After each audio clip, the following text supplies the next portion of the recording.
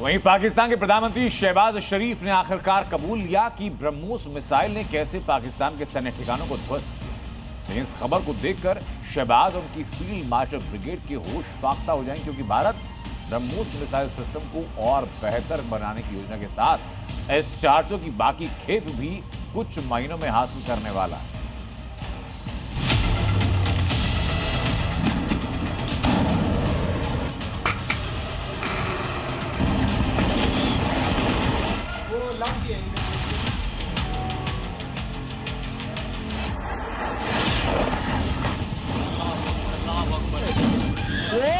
पाकिस्तान की नींद उड़ाने वाली खबर।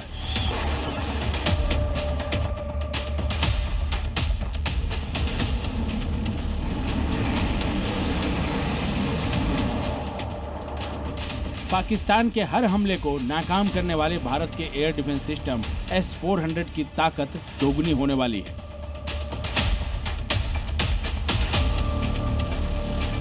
भारत के एयर डिफेंस सिस्टम को नई धार देने के लिए अगले साल S-400 की चौथी और पांचवी खेप भारतीय सेना को मिलने वाली है।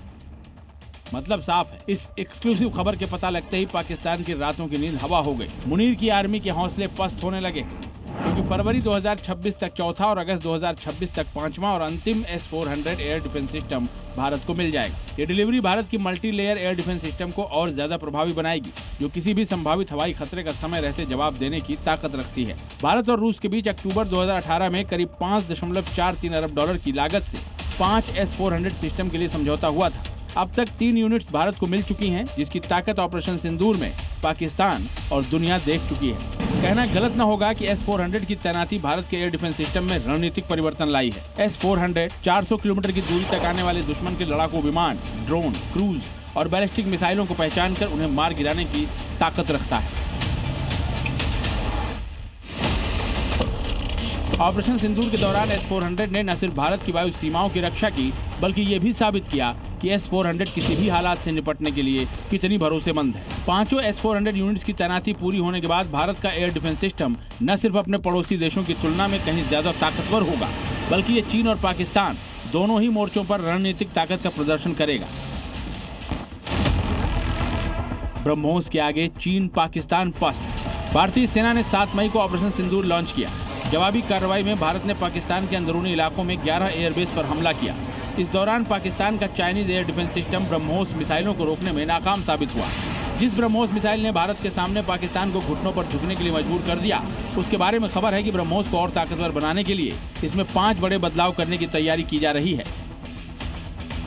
ब्रह्मोस मिसाइल की मारक क्षमता को 800 किलोमीटर तक बढ़ाने पर काम चल रहा है। पनडुब्बी से लॉन्च की जा सकने वाली ब्रह्मोस मिसाइल का परीक्षण जल्द ही किया जाएगा। राफेल और दूसरे लड़ाकू विमानों के लिए एक छोटी और हल्की ब्रह्मोस मिसाइल बनाई जा रही है। एक हाइपरसोनिक ब्रह्मोस मिसाइल भी बनाई जा रही है, जो और भी तेज गति से हमला कर सकेगी। भारत ने फिलीपींस को ब्रह्मोस मिसाइलें दी हैं। वियतनाम और मध्य पूर्व के कई देशों ने भी इस मिसाइल में दिलचस्पी दिखाई है। मतलब भारत इसे बेचने की योजना पर भी तेजी से काम कर रहा है। ब्रह्मोस एक सुपरसोनिक क्रूज मिसाइल है। ये ध्वनि की गति से 3 गुना तेज उड़ती है और 400 किलोमीटर दूर तक के लक्ष्य को मार सकती है। इसे भारत और रूस ने मिलकर बनाया है, लेकिन इसका उत्पादन भारत में ही होता है। ब्यूरो रिपोर्ट, जी मीडिया।